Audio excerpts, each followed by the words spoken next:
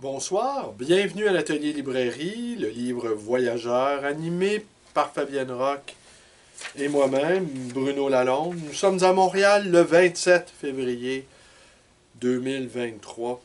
Aujourd'hui, je vous lis un passage, non pas deux. J'hésite entre deux chapitres, ou peut-être des extraits de l'un et de l'autre. On verra. Alors, le livre en question, c'est de Wolfgang Sofsky, Le livre des vices. C'est un essai paru aux éditions Circé. Alors, qu'est-ce que c'est au juste? Qu'est-ce que c'est au juste? Eh bien, ce sont de courts chapitres nous dévoilant les vices, pas les vices modernes, mais les vices ordinaires, de l'être humain ordinaire, qu'on croit encore perfectible, qu'on imagine transformable, malléable, ne dit-on pas, travailler sur soi. Mais dans certains cas, l'ouvrage est tel que c'est à proprement parler au-dessus de nos forces. Et les vices, ils sont nombreux, ils sont banals. Et il y a chez Wolfgang Sofsky du moraliste français.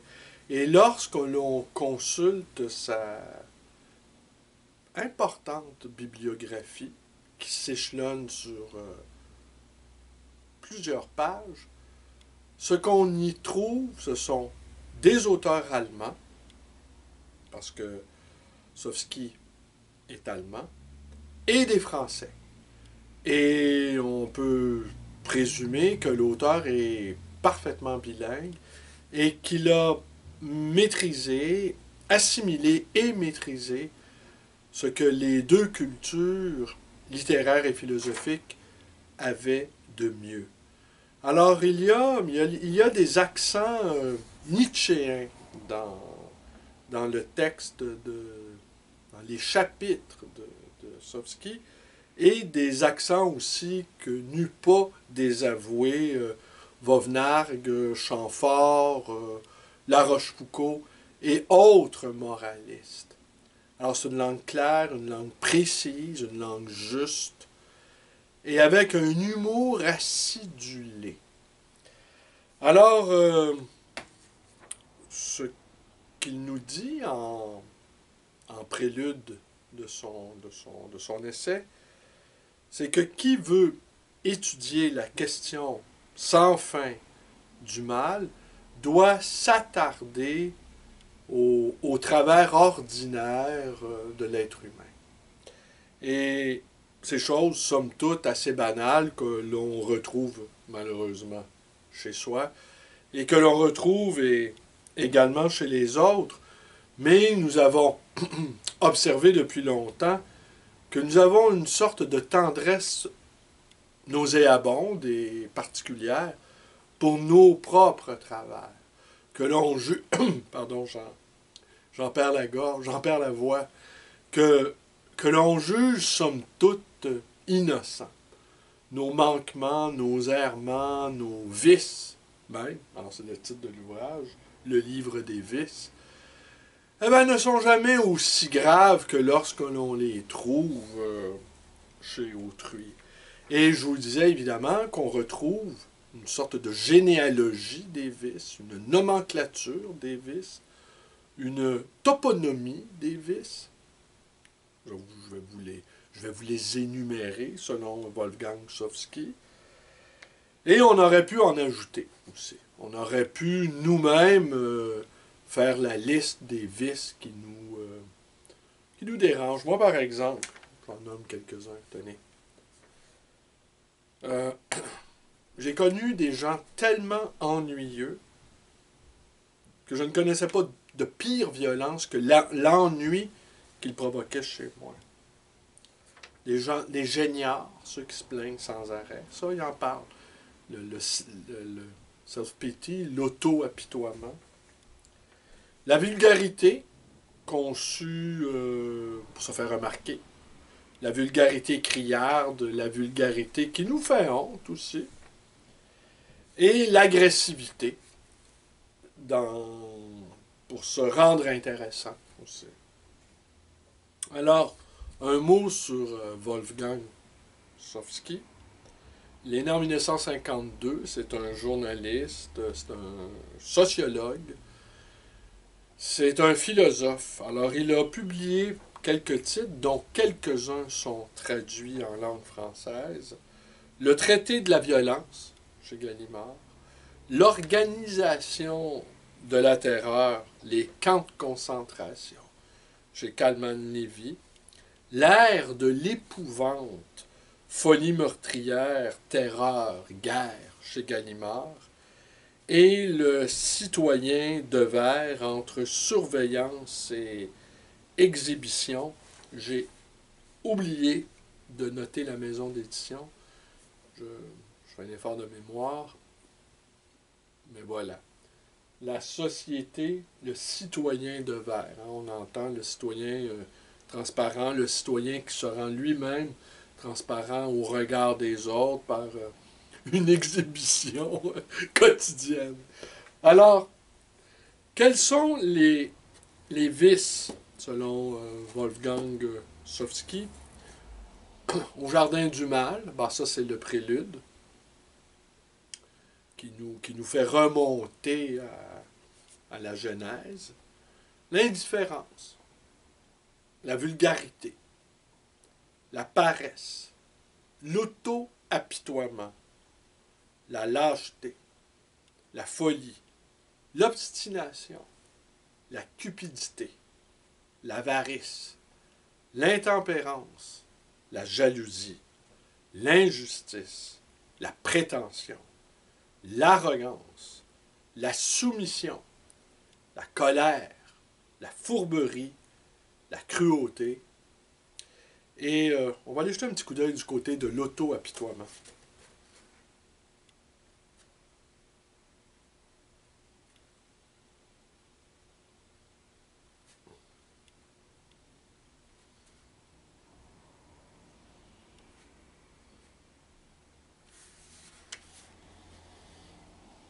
Ils se battent contre leur destin. Ils pestent contre ce qu'ils appellent injustice. Ils fondent presque en larmes dès qu'ils se regardent dans la glace. La moindre contrariété déclenche leur lamentation. Le moindre désagrément fend leur pauvre cœur. De minuscules déboires les perturbent. Ils ressentent leur déveine comme une calamité, le manque d'attention comme une insulte personnelle. Ils sont facilement offensés par tout ce qui a trait à leur personne et indifférents à tout ce qui concerne les autres. Leur mal-être répand la mauvaise humeur, la consternation et la tristesse. Leur nature bilieuse les rend malheureux et désagréables. Ils gênent et se plaignent, bougonnent et râlent contre tout. Ils ennuient tout le monde avec leur acrimonie et perdent peu à peu le respect de soi. Ce sont les habitants de la vallée des pleurs, les geignards acariâtres, les grincheux aigris, les pleutres et pleurnichards qui se font surtout du mal à eux-mêmes.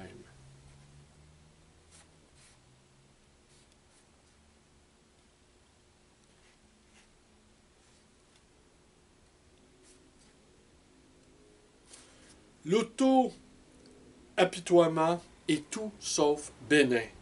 Souvent, on n'en reste pas aux lamentations.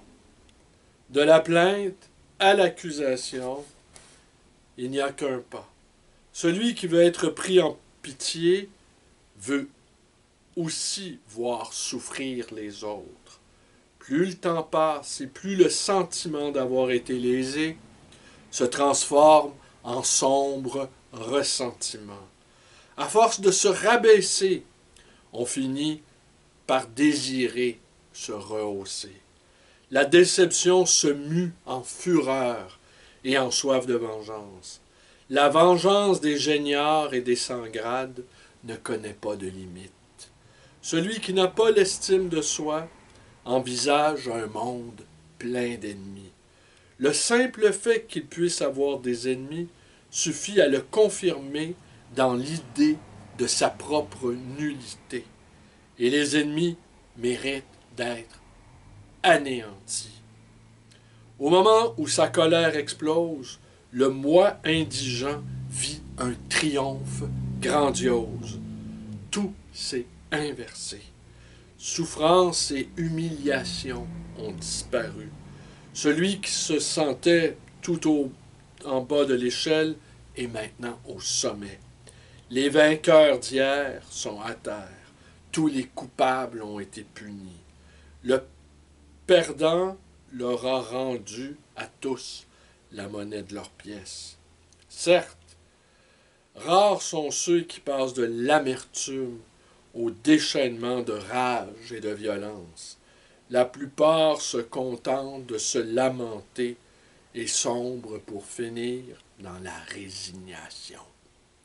Mais personne ne sait combien d'habitants de la vallée des pleurs, qui gaspillent leur vie à s'apitoyer sur leur sort, continuent à ruminer en secret de sanglantes vengeances.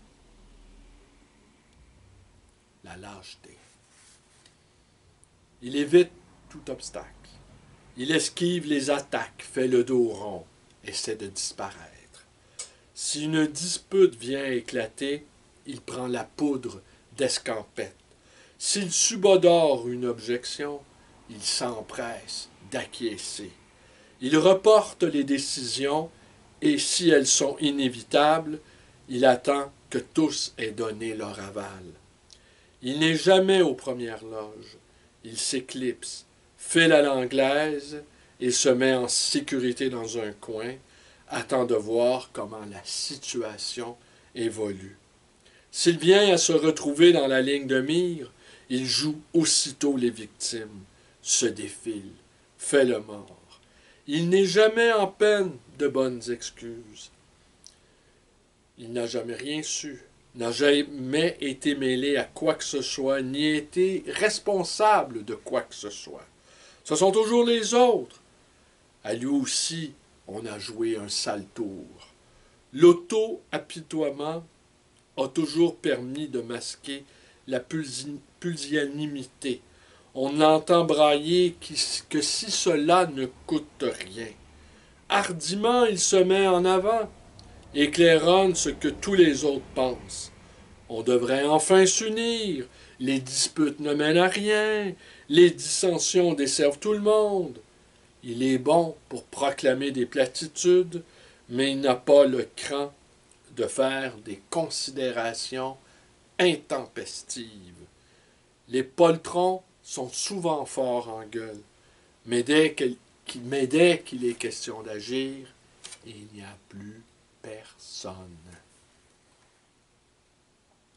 On va aller voir la vulgarité. C'est très amusant, hein, comme vous pouvez l'entendre. La vulgarité. Puis il y a une sorte d'enchaînement funeste comme ça dans les vices. Hein? Et on aura évidemment compris qu'on retrouve les 7 péchés capitaux. Les 7 péchés capiteux, aurions-nous envie de dire. 7 péchés capitaux qui appartiennent au musée d'antiquité biblique, qui aujourd'hui n'existe plus, en fait. Ces 7 péchés capitaux, que vous connaissez évidemment bien, eh bien, ne sont plus discutés dans l'espace public. On aurait envie de dire qu'ils sont intégrés, presque... Ils sont devenus comme une sorte de seconde nature, en fait. Alors, oui... Mais le péché capital numéro 1, duquel découlent les autres, c'est lequel? C'est l'orgueil, n'est-ce pas? C'est l'orgueil. C'est le premier, c'est le fondateur.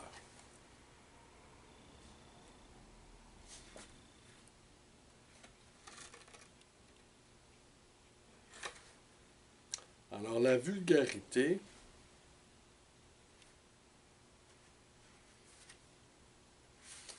on peut douter que le théâtre de la politesse ait jamais été une école de la raison pédagogique, que les hommes, un jour, soient parvenus par le simulacre du bien au moralement bon. Le détour est long du mensonge à la sincérité, de l'hypocrisie à la vérité. Mais il est sûr que la vulgarité est la porte ouverte à tous les vices. Elle est la deuxième brèche par où s'introduit le mal. Soif de se faire valoir, et plaisir pris au mal, mépris et méfiance, avidité et folie ne sont que trop familiers au rustre. Pour finir, il n'y a qu'un pas entre le jeu mauvais de la dérision et le mépris qui passe à l'acte, entre la raillerie et la violence. Oui, pour lui, le péché numéro un, le vice numéro un, vous l'avez entendu, c'est la vulgarité. Bon.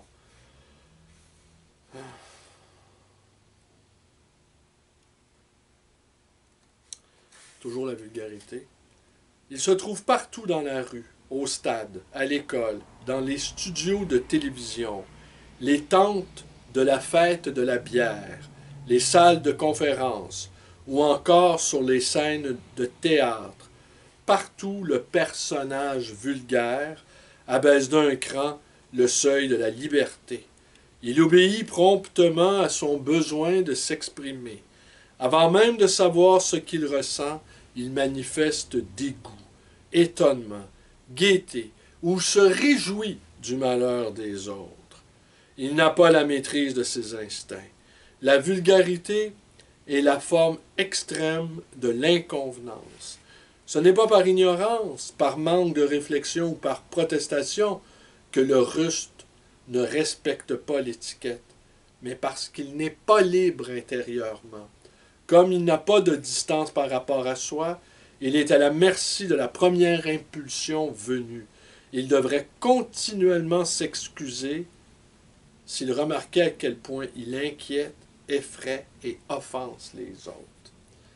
Oui, et de l'orgueil, de ce péché numéro un, découle l'envie. Hein?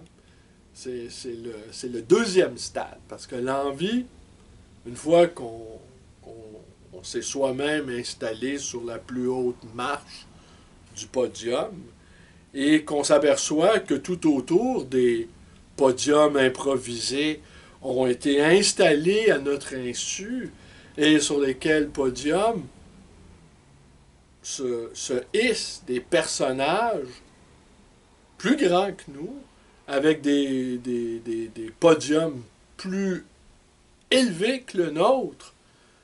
Bref, des individus tout aussi orgueilleux, mais peut-être plus talentueux dans l'expression de leur orgueil. S'ensuit une cuisante déconvenue qui nous conduit à l'envie. Et d'orgueilleux, nous nous transformons en envieux. Et d'envieux, nous passons, sans que rien n'y paraisse trop, aux prueries de la vulgarité. Et là, la vulgarité, ce que l'on a envié secrètement, on se met à le rabaisser. C'est là la différence entre l'envie et la jalousie. L'envie est un péché capital, mais pas la jalousie. Il y a une bonne jalousie qui peut favoriser l'émulation, qui peut favoriser le dépassement de soi. Alors, et après, que se passe-t-il? Que se passe-t-il une fois qu'on est passé de l'orgueil à l'envie? Eh bien, les forces nous abandonnent. Le courage nous manque.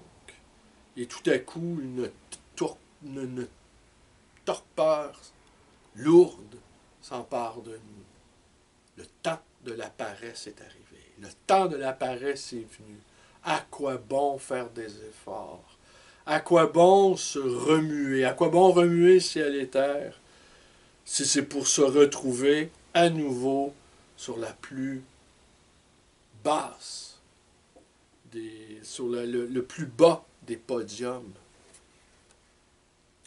Alors la paresse, la paresse, la paresse. Alors de la paresse, quand on se constate dans quel état piteux on se trouve, il ne reste plus qu'à geindre, qu'à se plaindre de soi, à se plaindre des autres, l'apitoiement. Et une fois que nous sommes repus d'apitoiement, qu'est-ce qu'il nous reste? Il nous reste la lâcheté. Et là, la torpeur,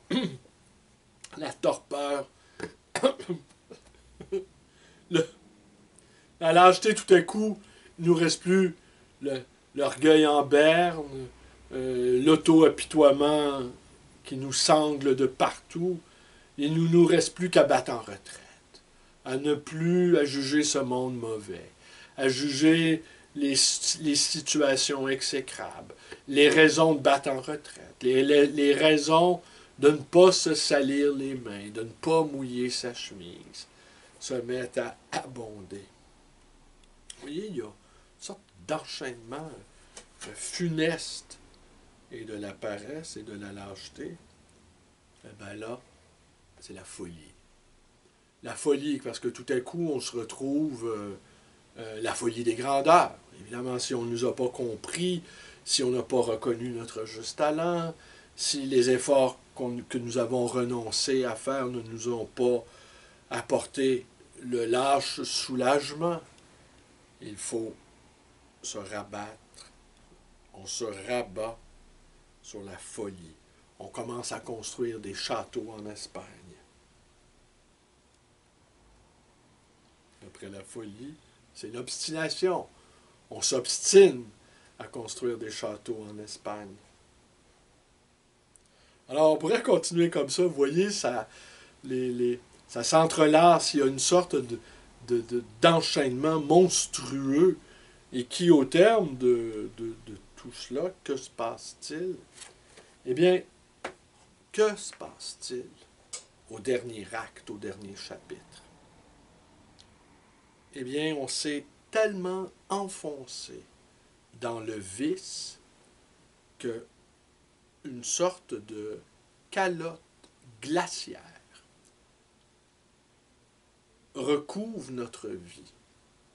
Et de temps en temps, du fin fond des glaces, nous parvient une voix étouffée, une voix de plus en plus faible, celle de notre conscience.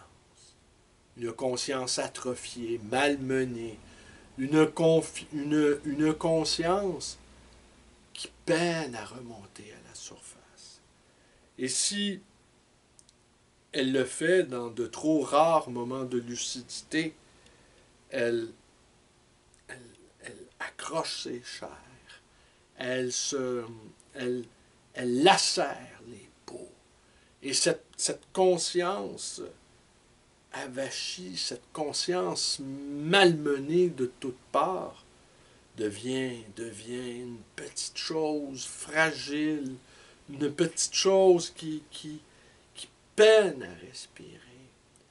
Et si encore dans un autre moment de compassion à l'égard de compassion et de lucidité à l'égard de soi, on prend cette petite chose tremblante comme un poussin qui est la conscience.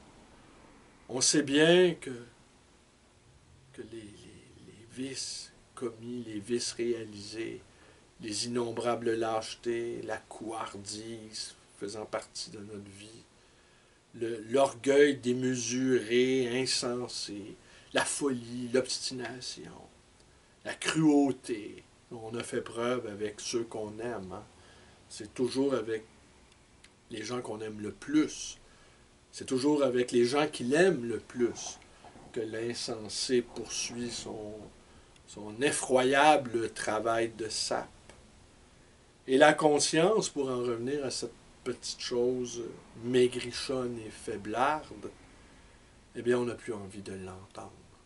On n'a plus envie de l'entendre gémir, cette conscience. Alors, on rajoute encore d'autres couches pour qu'elle se taise. Et peut-être parvenons-nous à la faire taire totalement, à la rendre inaudible, sourde, aveugle, et qu'elle ne nous encombre plus, qu'elle ne vienne plus nous piquer dans notre chair le souvenir d'actes commis, d'actes répréhensibles commis. Peut-être parvenons-nous une bonne fois pour toutes à la faire disparaître totalement, la conscience. Alors à ce moment-là, le vice dans toute ça, les vices et le vice de construction d'être arrive à son apogée, à son terme. Alors voilà, le livre des vices.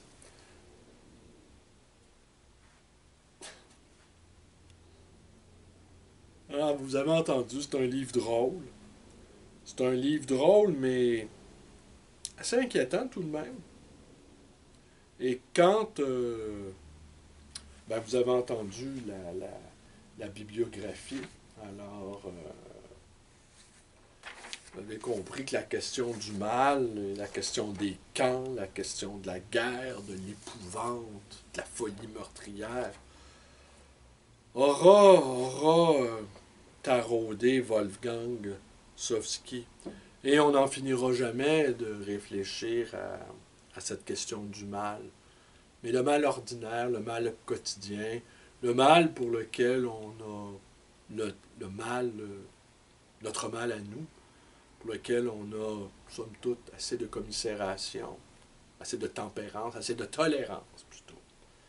Eh bien, ce mal-là, on n'a peut-être pas toujours envie de le voir, ou sommes-nous, à force d'anesthésie, rendus aveugles à ce mal qui est en nous.